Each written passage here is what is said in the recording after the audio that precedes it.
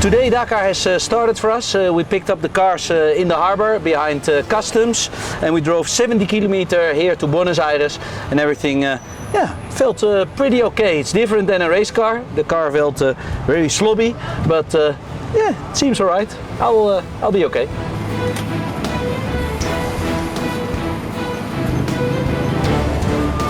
The Maxxis Dakar team is not only our two buggies, but a lot more.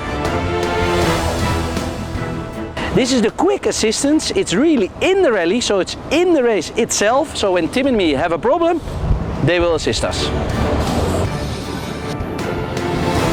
This is the big assistance truck who drives from bivouac to bivouac, who has all our spare parts, equipment, and will service our buggies in the evenings. We've got two buggies. 347 is Tim and 354 is me. And then we've got the press car, and they will provide you with photos and videos.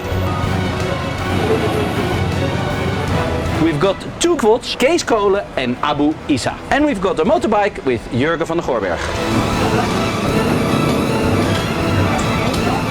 And then we've got extra, this truck car, well, whatever it is, the Dodge. And then we've got another truck full with equipment for the quads and the motorbike.